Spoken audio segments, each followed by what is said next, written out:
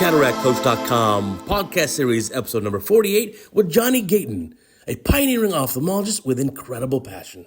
Welcome back to our Cataract Coach podcast, and today I have a very special guest, someone who has been an idol to me for decades. I've learned so much from him, and I've loved following his amazing path in ophthalmology and in life, and that is Johnny Gayton. Johnny, welcome to our podcast. Thanks so much, Uday. I'm really thrilled to be with you. You know, you have become as good a podcaster as you are a teacher and surgeon. So I just want to congratulate you. I've actually been listening to the podcast since you started it, and I absolutely love it. Yeah, thank you, John. I really appreciate that. For me, it's just a fun conversation with a fellow surgeon, and we just kind of chat back and forth for about an hour. It always ends up being so interesting. Now, I love a lot of what you've innovated in ophthalmology. And so I've learned, piggyback IOLs. I just made a presentation with piggyback lenses. I'm like, that's just Johnny Gayton all over it. Tell me about all these things. Well, you know, people have always said that I tend to think a little bit outside the box. And back in the 80s, I hate to admit that, I've actually been in ophthalmology for 44 years. But back in the 80s, I noticed that almost everyone that came in that it had cataract surgery in our area had significant against cerebral astigmatism. Mm-hmm. And I actually sat down one night and spread charts out all over my floor. And I was looking at patients that I had done and patients that other doctors had done. And I said, you know, the thing that's in common about these is that they have a get-through cylinder that gets worse each year. Right. So I started thinking, you know, I believe it's that cataract incision from the top. Mm-hmm. And I think that them blinking over the years is stretching that wound and causing it to get through cylinder. So out of the clear blue, I started operating temporally. Right. And that was actually when we were doing the non-foldable lenses. So it was a 6 millimeter wound. And you know what I found? They didn't drift. And so then I Right. presented doing routine cataract surgery from a temporal approach. And you would have thought I was speaking out against Mom, the Pope, and apple pie. People called me to abandon it. They said it wasn't going to work. And then a few years later, I got an award for it. So I was That's what real they say. yeah. Right. They say today's dogma is tomorrow's dog food. You got to be able to keep changing with the times. But even recently, this week, I did a case where I did a scleral tunnel temporally for a large MSICS surgery. Exactly. I mean, it actually turned out to be, you know, a really phenomenal advance as we found. And then when Mike McFarland came up with sutureless and Howard Fine came up with clear cornea, I mean, it just transformed our profession. And I was, you know, just thrilled to be a part of that. And then, interestingly enough, shortly after that, in the 80s, I had a patient came in with angle closure. And we did a PI, and the angle closure persisted. Mm-hmm. And we, you know, looked at it and thought, you know, the problem there is the lens. And I think, you know, that is an issue with people with narrow angle frequently is the lens. So I started talking about removing the lens for narrow angle. And as you know, that's wasn't received real well initially. That Bobby Osher told me one time when I was presenting, I was sharing the OCT and showing, you know, how the angle was narrowed and all. And he said, Johnny, what are you trying to pull? That lens is no bigger than any other lens. And you're telling me that lens is causing narrow angle. And we were in a big auditorium and you could have heard a pin drop. Mm-hmm. And I looked and I said, Bobby, in the land of giants, excuse me, in the land of midgets, I'm a giant. Okay. And what I was meaning, of course, I'm a short person, but with little people, I've looked real tall. And in a normal eye, that lens wasn't a problem. But in an eye that had a small anterior segment, that Right. lens was a problem, and that was causing narrow angle. And then, of course, lens removal has become quite popular for narrow angle now. And Right now, it's probably the best way of fixing it. If you got a yeah, patient who's 60 plus with narrow angles and a little tiny hyperopic guy, short anterior segment, pseudophakia is the gift. yeah, and that's actually what led me then to the piggyback. Is in our area we have a lot of, believe it or not, 17 to 20 millimeter eyes, Oh and gosh, those are tough. so we had a patient that came in and he was losing his job because he didn't have enough uncorrected vision. He was going to lose his job that he had worked at for about 20 years. And I thought, well, what can I do to give him decent uncorrected vision? Because he needed about 50 diopters of power. Wow, yeah. And all we could get at the time was 30. And so that was the first piggyback is when I did that. Interestingly enough, I don't know if you remember that particular case, but I put the first lens in. It was a Plato convex lens. The first lens went in convex side down. The second lens I put in the sulcus with the convex side anteriorly. And then I thought that would work better. Little did I know that it didn't matter. Right. But it turned out quite fortuitously. I did it the correct way with one in the bag and one in the sulcus. And then when we started doing them all in the bag, that's when the interlenticular opacification started. And Right. Joel Sugar actually is the person that discovered what was causing that, which was the anterior capsule being on the anterior optic 360 degrees, that the epithelial cells grew between the two lenses, much like grass growing through cracks in concrete. And that was what was causing the interlenticular opacity.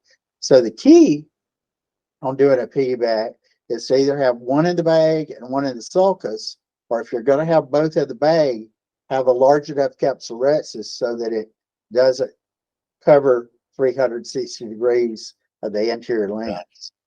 Now, if you have a patient today, all that you've learned over the decades about doing these tiny hyperopic eyes, and you have a huge experience, if you got a patient coming in today, let's say a short eye, 18, 19, 20 millimeter axial length, and let's say you calculate the lens power out to like before 50, and obviously our calculations today are better than they were 40 years ago. Would you do now primary piggyback, or would you put in the max power lens you have now, let them heal up, see where the refraction is, and then go back later for piggyback?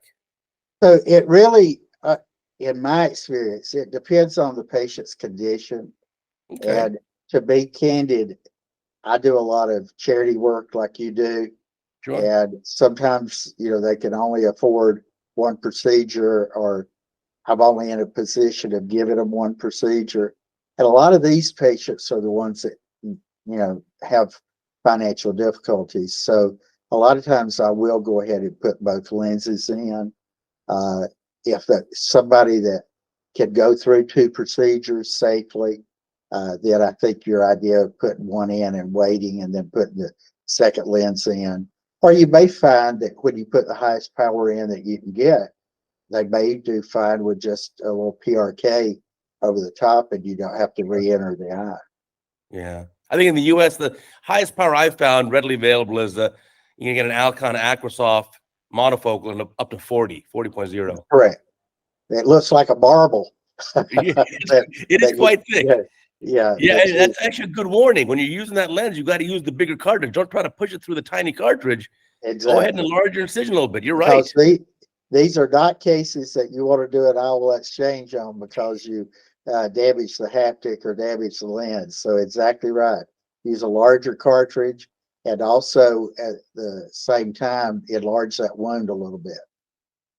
Yeah, and the interesting part was like obviously the cases that have a very tiny axial length, but actually a relatively normal AC depth are the ones that calculate even more difficultly. That's the ones where you get like the IOL so much farther back or posterior in the eye that, I mean, gosh, I mean, the calculations are all over the place. Yeah. In fact, one of the videos that I sent you, Uday, the patient had a very, very shallow anterior chamber, but had a normal axial length. Yeah. And, as Jack Holliday has taught us, you can have a small eye with a small anterior chamber. You can have a small eye with a normal anterior chamber. You can have a normal eye with a shallow anterior chamber. So Right. there's all of those combinations, and it can certainly throw us off. Yeah, we'll definitely feature your videos that you sent me. Thank you. So this podcast is airing on a Sunday, and then this following Monday, Tuesday, we'll have these amazing videos you sent, and I'll get those put up for our audience to watch. Now, in these tiny eyes, give us some pearls, because to be honest, my least favorite eyes to operate on are these really tiny eyes where you're so crowded in there. The AC depth is so shallow. Give us some pearls here. How do you approach these tough cases? Yeah, for some reason, a lot of people in the Southeast have thought that those are my favorite eyes to work on. So they send them to you. So I get a lot of referrals for these, and I've developed some techniques that keep us from having to do a vitrectomy to get more space. So what I do is I make my primary and secondary incision, and I make them a little bit longer than I usually do, just to make iris prolapse less likely. And then irrigate in some intracameral lidocaine. It's very important to try to keep that chamber as deep as you can. So I go ahead and put viscoelastic in. And I noticed one of the points that you made one time. It's so important to push that back so that your capsulorhexis is a lot less likely to run radial. And Right. sometimes your idea of doing a double capsulorhexis, that's a great idea. I try to handle it with just one, but if I'm concerned at all that it's going to run radial, I'll do exactly what you said and make a small one and then decompress the eye and then make a larger capsulorhexis. But one of the keys, I think, is be very judicious about hydrodissection. If you hydrodissect much, you're going to get iris prolapse. One of the things that sometimes I don't even do any hydrodissection when I've got minimal room. And then, just work slowly and be, careful about doing debulking of the lens. And then I'll either chop or crack it and take it out. One of the hardest ones that I deal with, and I do this fairly often today, is a person that comes in with a 4+ or greater cataract and they've got a slit open anterior chamber. And those are people that you just need to plan to take your time and just slowly work through it, debulking the lens and protecting the cornea.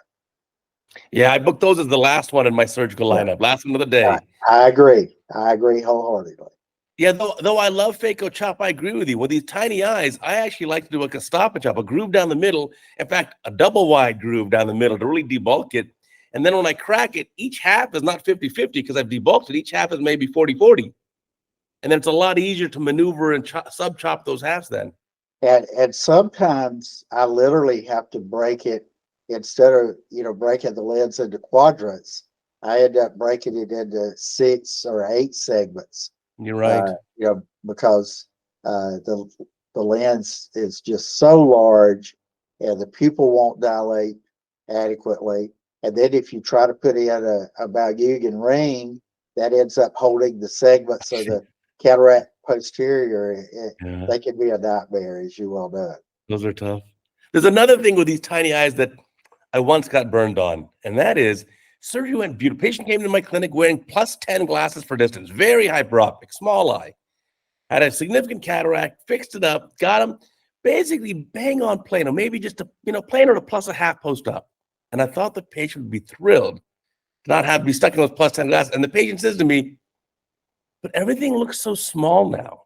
because they were used to the plus 10 magnification, making everything look so big. Yeah, in fact, it's amazing what people can neurally adapt to and end up enjoying.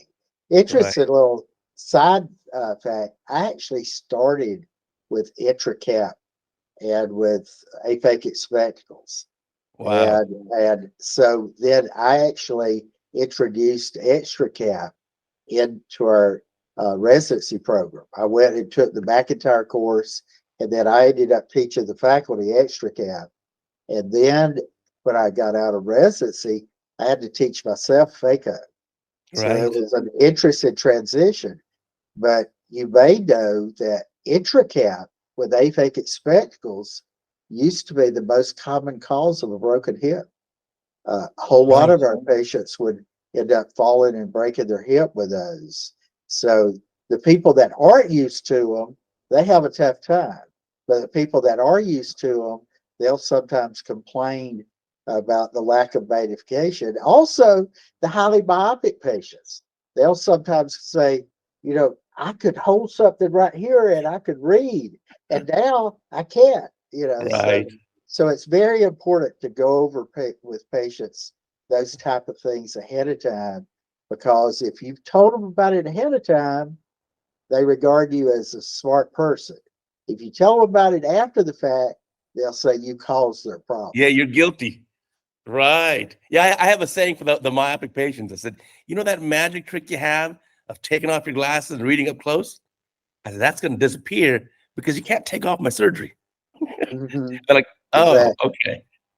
And one thing that Sam Maskett told me long ago that I have held dear, and I've followed this adage: when a patient has a complaint or a problem, run to them rather than away from them. Right. Because our natural tendency is to recoil away and Right.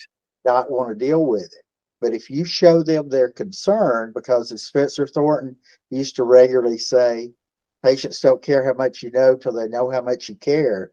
Of If you course. show, you know, you're concerned, you're a lot less likely to get into medical legal trouble. And it's interesting, some of my patients that have had the most difficulties have been the patients that have referred me the most patients, Right. just by showing them that I was concerned and doing everything I could to help their problem. Right. They don't want to feel abandoned. If you tell them, hey, Exactly. I'll be by your side, whatever it takes to get through this complication, we're going to do it. Right. They feel a lot better. Oh, for sure. I think great points there. Now, Johnny, you've had an amazing, wild career out in ophthalmology, of course, but also your personal life. Like, people may not know, I'm a weightlifter like you. I love to lift weights, but you're beyond a weightlifter. You're like a literal record-holding power lifter too.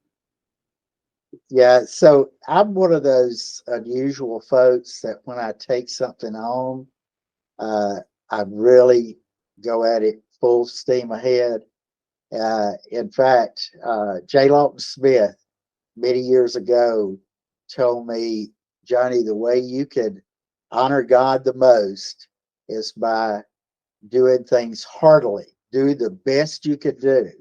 And that's what I tried to do with ophthalmology, and that's what I do with other things as well. And so when I started competing in weightlifting, I started really concentrating on the diet and workout routines and things of that nature. And I entered a contest on a whim and ended up leaving because I didn't think I'd done that well.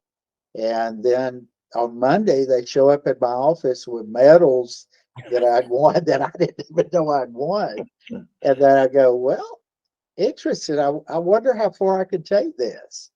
And so I entered a local tournament, won it, entered the state championships, won it, entered the Mid American Championships, won it, became national champion, and then got to represent the United States in the World Championships. And fortunately, I became a world champion. So it was That's a amazing.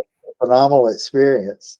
And then a crazy thing a day after that happened, these pro wrestlers came to see me and said, you know, we could present you as like Mighty Mouse.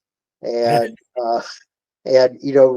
with wrestling, people are looking for reasons to believe, like Santa Claus. And so if you do feats of strength in the ring, they'll believe. And me, I think through things. I thought about it for about 30 seconds and said, yes, I'll do it. And then and as usual, you go all in. You jump in Yeah. full force. And it was a fun time, I have to say. There for a little while, I was actually better known in Georgia and the U.S. as a wrestler than as an eye surgeon. So it was interesting, but it was a lot of fun. Oh, it And sounds now, amazing. what I'm doing now is I'm enjoying my 9 children and 16 grandchildren, and Wow. we're just having a grand time being a father and a poppy. Yeah, that's amazing. And you're also there. You're very close to the world's busiest airport in That's Atlanta. very true. And Yeah. I see your posts from every corner of the world. You are doing an incredible amount of traveling too. Yeah. So after I gave up competitive weightlifting, I got into points and miles. Okay. And Bobby Osher actually had me do a presentation at Tell It Like It Is on using points and miles. And that has been a phenomenal experience. In fact, I'm taking 3 of my grandchildren this summer on a round the world trip. And Wow. so I work hard still, and I play hard. Yeah, that's wow. So points and miles. I never really got so into it, but I guess, yeah, you're right. You've got all these points and miles that you can use to actually fund the vacation or the trips for you. Actually, I took 10 family members last year at this time to the Maldives, and I Wow. used points and miles to do it. In fact, my host there said she had never seen that happen before, and we had a fantastic time. And what I really want to do is I want to make memories for the children and the grandchildren, so that Right. long after I'm gone, they'll remember Poppy with a smile on their face. Oh, that's amazing. But now you still have a very busy practice there in Warner Robins. I So do. how do you balance all the traveling with with a busy practice? Well, thankfully, I have people in with me now. Oh, And, good. and so I do, when I'm in town, I do clinic Monday, Wednesday, and Friday. And I operate all day Tuesday and Thursday. Still have a very busy surgical practice. In fact, I started yesterday at 6:45, and I finished about 6:45 yesterday evening because I had several of those tough cases that we were talking about. And then when I have the opportunity to leave, they cover. And so it's a much better lifestyle than having to be here all the time. And one of the things that you may remember is, I used to be speaking a tremendous amount, and Right. then I ended up getting embezzled. And one of the things I would encourage your listeners is to pay attention to that. Someone told me one time there are 2 kinds of doctors: those that have been stolen from and those that are going to be. And Yeah. that was, Uday, that was devastating. I mean, I went from a position of being able to lecture a lot, being on the platform a lot, to all of a sudden being bankrupt because I'd been embezzled by trusted people.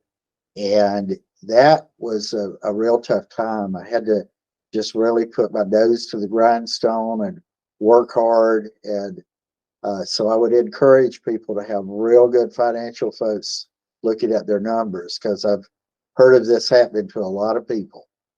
Yeah, it's pretty common among colleagues. It's surprisingly common It there. really is. And it was hard to work through it. But thankfully, my community supported me, and we were able to work through it. And now I have a good practice again, and I'm very thankful for that. Oh, fantastic. Now, do you still fit in the other activities? Like, you still must lift weights from time to time? Oh yeah. I still exercise, not as crazy as I did it before, but Right. still exercise. And as you know, I travel, and and I absolutely love being with the grandchildren. That's just been what a joy. Right. No, as a fact, when we talk to our cataract patients who are really up there in age, our nonagenarians, our 90-plus-year-old cataract patients, what do they always say? The most important things in life end up being family, friends, relationships, and experiences, i.e. travel. So I think you're doing all of it. Yeah, it's so important to do that though, because I know I ended up, especially during that time when I was having to really work. You know, the children didn't get to see me as much as I would have liked, and I'm trying to make up for that now. But you know what's also interesting as I look back, I'm 68 years old. I've been in ophthalmology for 44 years. Opened my own practice when I was 27, and I'm kind of a bridge from Right. a lot of the people, the real pioneers. Like I was friends with Charles Kellman. He wrote the foreword to one of my books, and McIntyre and Gimbel and Spencer Thornton and all. And now, the people like you that have really advanced our profession, being able to see the transition from doing 3D cataract surgery with registration Right. now, whereas I started with the IntraCap. Right. Just seeing the change in our profession is phenomenal. I mean, I think we have the queen of specialties. I absolutely love it. And I wish I had longer to enjoy it, but I just I'm thrilled with today helping people see. It's a joy like none other to see people's faces light up because you've helped them see. Right. So I just love that about our profession. And I love seeing the progress that our profession has made.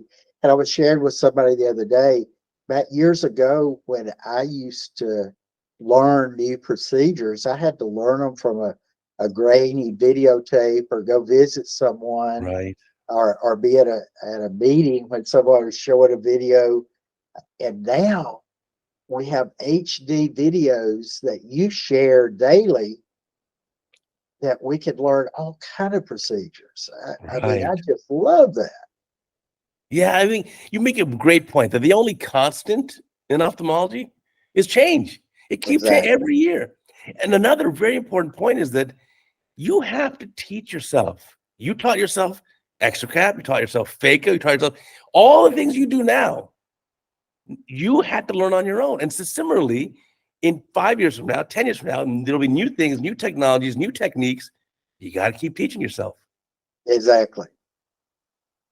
Yeah. So then the neat part is, yeah, anywhere you go, you got like your phone. I got an endless supply of HD videos. I can watch anything. Yeah. In fact, it was a very rainy day here Sunday, and I watched numerous CataractCoach videos. I mean, and I really do. I mean that from the bottom of my heart. That is really a great contribution you've made to our field. Oh, thank you. It's certainly a passion. Some people, my kids think maybe I'm a little crazy to make a video every day. That's a But lot now of work. I can't stop. Now that I got 2,100 videos, I can't stop now. Like you, I jump in full passion. We're I, gonna I, do it. We're gonna do it right. exactly. Yeah, I mean and I think that's the way you approach surgery, and that's the way everyone should approach surgery is do the absolute best you can do for that particular patient that you're Right. working on, and the results will be typically will be wonderful results, and you'll have a long, prosperous career. No, for sure. That's actually great advice. Give every patient your very best. Give the Exactly. surgery you'd want to receive, for sure. And then if you have a problem, that's one of the things that I did when I noticed a problem, like for example, the against the rule drift that people were having with older cataract surgery from the top, or the unpredictable refractive surgery outcomes, things of that nature. if when you have a problem, really, just sit down and think about it. And don't be afraid to consult other people. Right. And, by doing that, a lot of people have solved a lot of problems. Look at Howard Gimbel and continuous capsulorhexis. I mean, Right. look how that's changed our field. I mean, that clear cornea, toric intraocular lenses. I Hmm. mean, interestingly enough, Uday, I had the privilege of launching the toric intraocular lens in China, and then I had the honor of actually introducing modern phaco to Mongolia, Wow. and that was a tremendous experience to help people that I will never meet. And that's, I think, one of the things that drives you is that you're helping people that you'll never meet by helping other surgeons. Right. For sure. And I applaud people that dedicate their lives to not only helping people, but helping other people help people. Right. I can have a much bigger impact if I can show a Exactly. neat technique to a thousand surgeons and they can use it for tens of thousands of patients, then it's amazing. Yeah, I actually had a patient, an ophthalmologist sent me a message that during the Katrina hurricane, a patient Hmm. had gotten an eye injury and he used a technique he had learned from me to save the patient's eye. And that was very gratifying, I have to say. Oh, absolutely. Another neat thing we're doing now is crowdsourcing input. So I had a case maybe a couple weeks ago on Cataract Coach, a surgeon sent in where the anterior capsule behaved very strangely. It was just kind of weird and extra thick and rubbery, and I didn't know exactly what was going on. So I put the video up on Cataract Coach and elicited comments from the viewers. And now you've got dozens, if not hundreds of ophthalmologists saying, "Oh, I've experienced this. Here's what it is." And you can elucidate an answer or a Mhm. resolution to some unknown thing instantly. Exactly. It's The really technology amazing. is an amazing thing when it works. Right. Right, right, right. But Uh, yeah, I think it's a really important skill, like for especially our podcast listeners and viewers tend to skew a little on the younger side. Really important to understand that your residency and your fellowship are great, but they're just giving you the basic building blocks. Your learning is going to be on you for the right, next many decades. exactly. And we're counting on those people to continue to advance our profession. Yeah, Because if you look, we have made such great strides, but people coming after us, they're going to see further because, as Spencer Thornton used to say, they're standing on the shoulders of giants. Not saying that I'm a giant, but just saying, that the people coming behind us, they right. do get to look back at our experiences and the progress that's been made. And it's going to be amazing, I think, what ophthalmology does in the next 10 years. What do you think that's going to be? What do you think is coming down the pike here?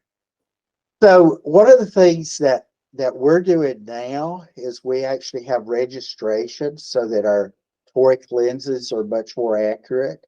And so I'm using the Apthera lens for people that have irregular astigmatism. Right, That's something that we've made a significant amount of progress with. I do think we're going to probably have a laser that will really reduce higher order aberrations in the future. Uh, it's I'd love to see a true accommodative IOL. right. I don't know whether we'll get there or not, but I'm thrilled that people are working on it. I don't know, what the future holds on that. Robotic cataract surgery may Right. be something that will help us a tremendous amount in trying to catch up. We got so far behind during COVID, and I don't know that our area is ever going to get totally caught up. Everybody is so busy. So robotics may be a great way of helping a lot more people. So it'll be really interesting to see what kind of new pharmaceuticals we have as well. So Yeah, I think I agree with you there. I think for me, my wish list, if you will, would be accommodating IOLs, especially now that I'm presbyopic. And, definitely robotic cataract surgery. I think I'm working with a company now where I'm amazed at what the robotic cataract surgery does today. wow. It's really it's amazing. Now, obviously, this is all just still in development. Nothing's FDA approved, but I think it's coming for sure. There's no way of avoiding it. And it'll actually make us far better surgeons, safer surgeons, more efficient surgeons. And maybe we can increase that throughput. Like you say, there's going to be no shortage of work for us as ophthalmologists. Yeah, the population is aging.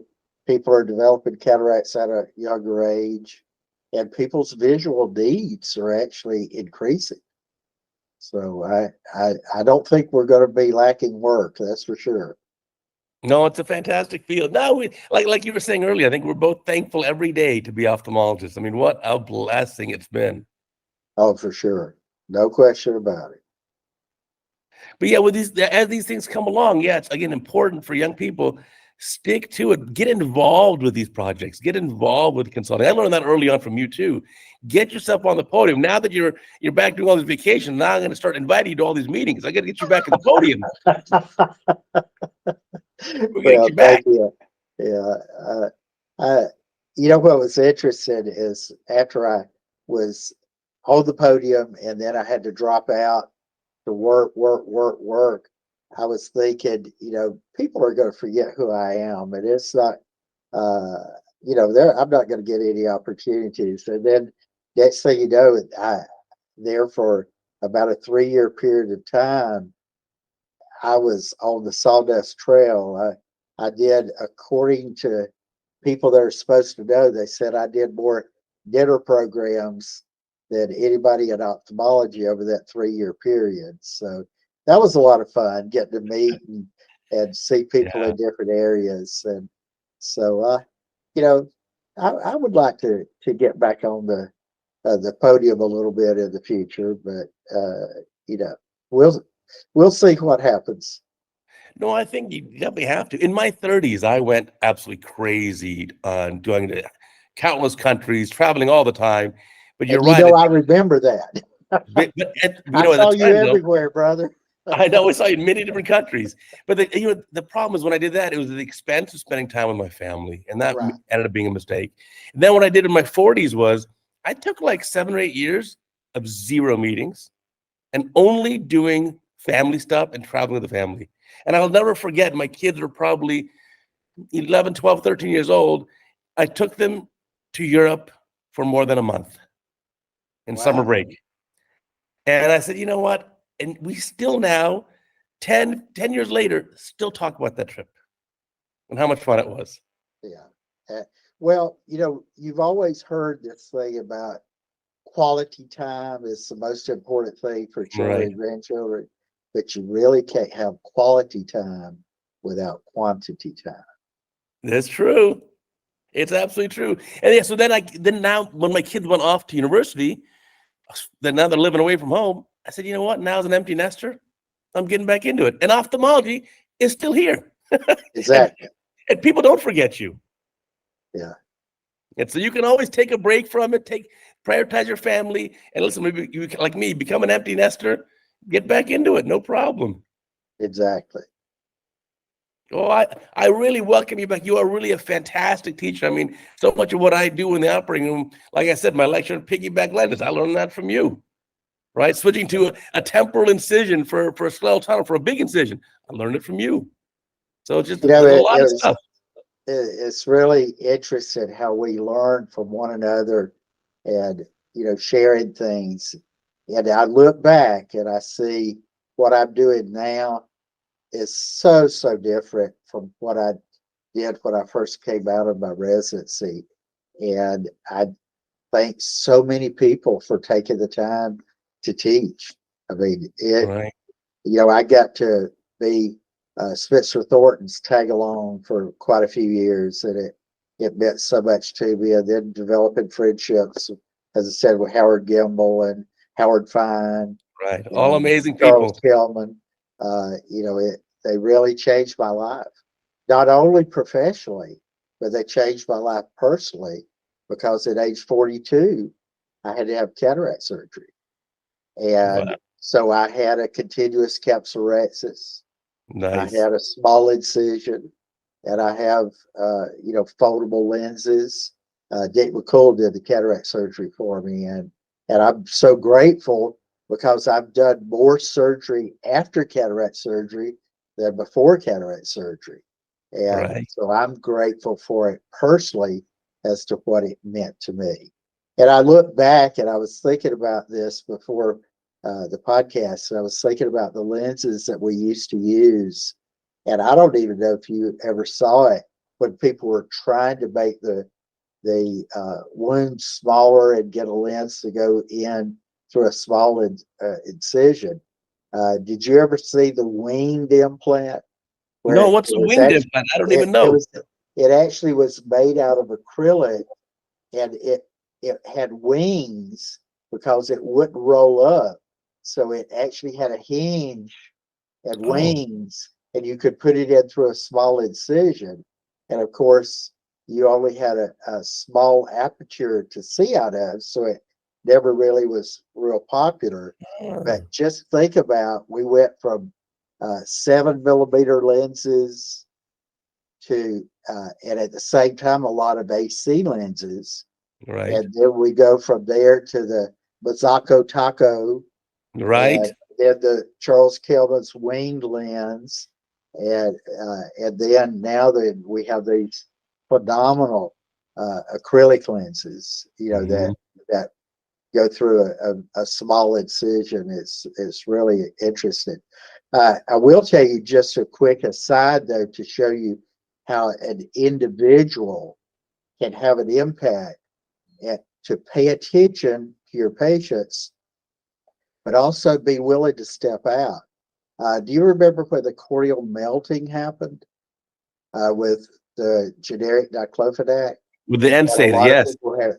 Okay, so you may remember I was the first person to report that, and ended up testifying before the FDA, and just to show you what one person in private practice can do.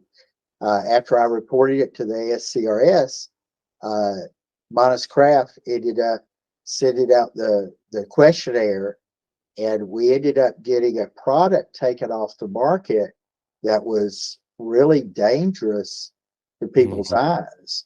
Well, there's another story that people may or may not remember, but back with the original acrylic lenses, there was a major glistening problem that occurred. Right. And John Hunkler and I went and met with a company that was involved, and they had said, well, we want to use up inventory Mhm. before we, take this off the market. And I said, the Tylenol people, when the Tylenol problem happened, it wasn't their fault, Right. but they did the right thing and they Took took it it all off off the the market. market. And Yeah. now they're number one. I promise you that if you do the right thing and take this off the market now, you'll be number one. But as Teddy Roosevelt said, speak softly and carry a big stick. I said, if you don't do the right thing, I'm going out there to the SCRS meeting and I'm going to expose this on the platform. And Oh. John Huckler was the president at that time, and he said, I'm going to give him the platform to do it. But I'm not trying to be, I'm just saying that's what one person that's committed to Yeah. patients and patient care can make a change. And thankfully, by observing our patients and then being willing to share and then being willing to stand up, an individual can make a change. And I'm thankful for having the opportunity to make a few changes. Yeah, I think we've seen that so many times in ophthalmology that one person can actually make a huge difference. No question about it. And you're making that difference now, friend. Well, we're trying. Now, I got a question. I was just doing some math in my head. You started practice at 27? You were very precocious. Would you finish high school when you were 12? How'd you get through I, this so fast? and so Uday, I actually was the youngest practicing ophthalmologist in the U.S. at that time. And so I was the first male in my family to finish high school. And we were very poor. In fact, if the wolf had come to our front door, he'd had to brought a picnic lunch because we were poor. And so I calculated up that if I finished college in 2 years, uh, I would cost half the money because at Mm, that time you only paid tuition uh, per time, not per course. mm. And so I actually finished college in 2 years. I'd finished high school in 3 and then finished medical school in 3. So Wow. I ended up practicing as an ER doctor before I went into ophthalmology. And I finished my ophthalmology residency and opened up here. Believe it or not, I opened here in 1983 and I've done over 70,000 cataracts. Wow, that's so amazing. But yeah, that's precocious. This is why in ophthalmology, I never try to compete on brains because I'm not that smart. Most ophthalmologists are like super geniuses. Like, I can't imagine finishing college in 2 years and med school in 3 and high school in 3. It's like, that's amazing. But you know what? Honestly, it shows your passion. When you decide you are always all in. If you decide you're going to be a powerlifter, you're all in. If you decide you're going to be an ophthalmologist, you're going to get it done and you're going to crank and you're just going to pedal to the metal. I love that about you. Well, thanks. It, it's given me more than I've ever thought possible. The joy of helping people see and helping other people help people see, that's incredible. Now, when you started practice, you're 27, 28 years old. Don't patients look at you and say, "You look awfully young to do surgery"? Did you did You you know, did you get that a lot? they don't do that anymore. No, but I mean back then, you must have gotten that. But back then, yeah, people would look at me and say, "Are you sure you're old enough to be doing this?" And that occasionally a person would choose to go elsewhere, but I came to an underserved area, so it was a Right. place where people were needed, and a lot of our folks, by default, I've become, you know, kind of the go-to glaucoma guy. Not that I Right. wanted to do it. It was Right. just so many people were going blind from glaucoma, and they asking them to travel from Middle Georgia to Atlanta was like asking them to go across the United States. They either didn't have the funds or they had fear, and so many people in this area were going blind, and so by default, I ended up taking care of a lot of people with glaucoma and really severe cataracts. And then I realized I had finally arrived when I was no longer just getting those folks. I was operating on doctors every week. Mhm. And, you go, well, I finally got some credibility. And then, when I developed the temporal approach and the piggyback technique and started getting referrals, I said, well, I'm finally one of the senior respected doctors. And a funny story, a good friend of mine, and I'm sure a friend of yours, Alan Carlson, he had a patient that came in that had an intraocular lens problem. And he said, I'm not too enthusiastic about doing this IOL exchange, but I've got this real close friend in Georgia that just loves doing it. Right. Uh, I said, "Gee, thanks, my friend." But it's nice to be, respected by your colleagues and get referrals, by your colleagues and being able to help their patients out. That's been a neat thing as well. I do something similar now in the LA community. If I have a tough case coming up, I'll actually like especially with my former residents, I'll refer the case to them and I say, "Hey, if you want, we'll even do it together." But Yeah. I said, you need to do this tough case because you don't have any gray hair. This will add plenty of gray hair. It'll give you more credibility. Once it gets gray in the temples, you're looking pretty good. And one of the things that you shared on one of the other podcasts is so true. You know, when we're doing those really tough cases, we are taking a lot of stress into our lives, and we may Yeah. very well be shortening our lives a little bit, you know, trying to help other people. I remember I had a patient during COVID that dropped a chainsaw on his eye. Oh my goodness. And you can imagine what that did. And I operated on him for 3-4 hours. And after I finished, I noticed I had some discomfort in my posterior and found out that staying in that one spot that long, I developed coccydynia. And so I'll have that, you know, from now on. I don't regret helping him. He got 20/40 vision. But Right. you know, there are sacrifices that we make. But then we have these really neat things. I was going to just share this with you. Sure.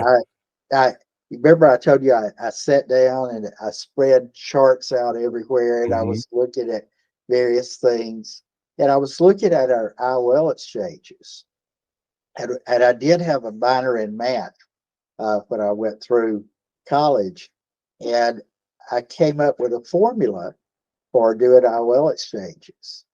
And Hmm. then one day I was at ASCRS and I saw Sam Maskett actually put my formula up and say that that was his preferred formula for IOL exchanges. And then I was doing live surgery in the Philippines, and the person speaking before me actually put the formula up. And I said, yeah, that's pretty neat. That, you know, that just sitting down with charts spread out and coming up with a formula, it ended up helping people do IOL exchanges. Now, of course, things are so much better, and people like Warren Hill and Jack Holliday, you know, have made such, you know, great contributions to IOL calculations. I just stand in their shadow, you know.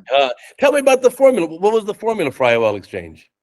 To be honest with you, I'd have to show it to you. I don't remember it, but it was a ratio I had set up for the you would take the power that you put in, and then you would have the refractive error and what your goal was, and then it was then just a simple ratio. And as you Oh, know, got it. it's not an exact one diopter per one diopter. Uh, Yeah. you know, and as you've said, with your rule of nines. Yeah. So what we typically found, it was something like 0.8 or 0.7 when you were doing that. But I actually did it with a ratio, and then you cross multiply and Oh, divide, nice. and then you have the ratio, and it actually worked out very well for exchanging lenses when the power was incorrect. Oh, very neat. Yeah, that's the all neat stuff. But it's very gratifying to see your material up on someone else's lecture. Yeah, yeah, that's Yeah. why it was neat seeing you did the piggyback thing the other day. And I Yeah, for just said, sure. you know, that's just cool. And I heard one of the podcasts recently when people, one of the speakers said, "I'm sorry, you know, there are three signs of getting older. One's losing your memory, and I can't remember the other two." But but one of the people I talked to actually brought my name up as one of the original refractive cataract surgeons, and I was Oh yeah, honored Lucio Morato. yeah, so I was honored that came up. So No, you've had a worldwide impact. I mean, you've done obviously, you've taught ophthalmology, and I've seen you teach ophthalmology in, I don't know, at least maybe a dozen countries. So you've had an absolute worldwide impact, which is amazing to think that a very precocious, smart kid from a small town in Georgia doing solo stuff changes worldwide ophthalmology. well, you know, that's what Howard Fine said. He told me one day, he said, Johnny, that's one of the things I love about our profession is a Southern redneck poor kid can be friends with a New York Jew. and, and he and I were close friends.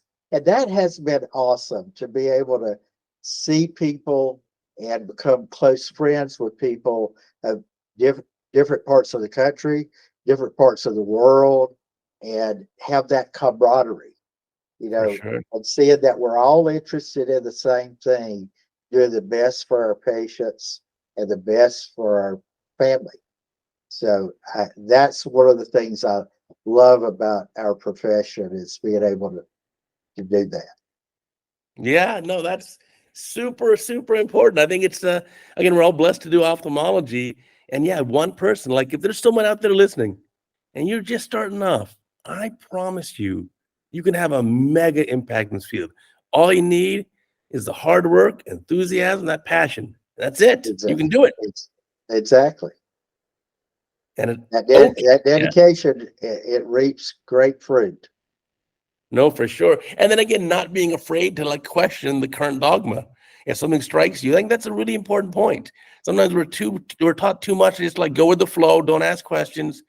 But no, we probably should ask questions. If we see something like, well, why is this? And let's figure something out.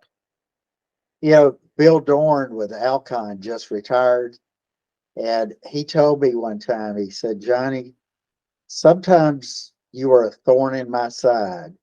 But he said one thing I've learned is to listen to you because you really are a good observer, and that's one of the keys is pay attention.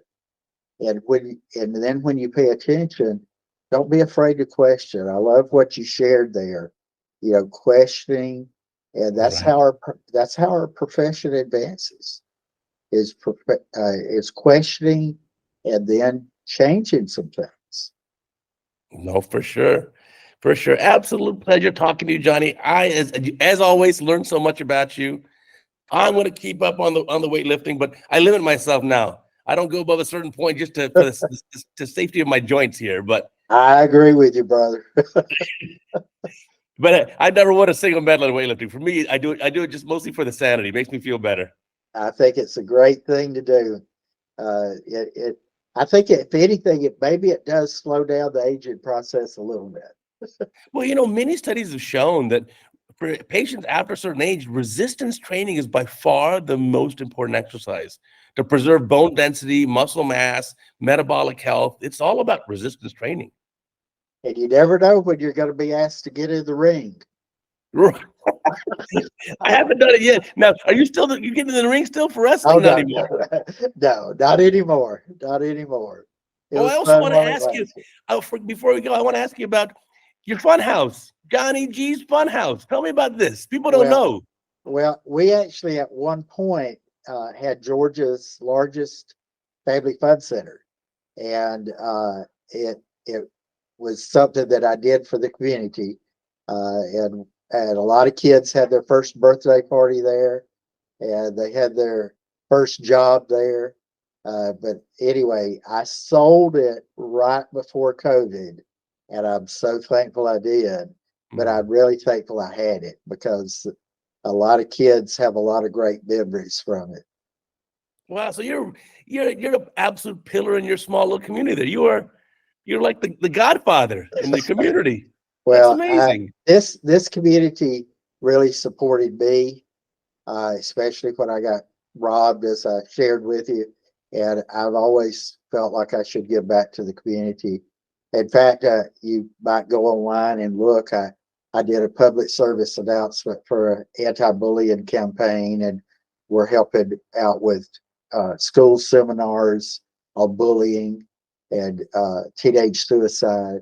And I think, everybody really should try to contribute back to their community and frankly contribute back to society as a whole. For sure.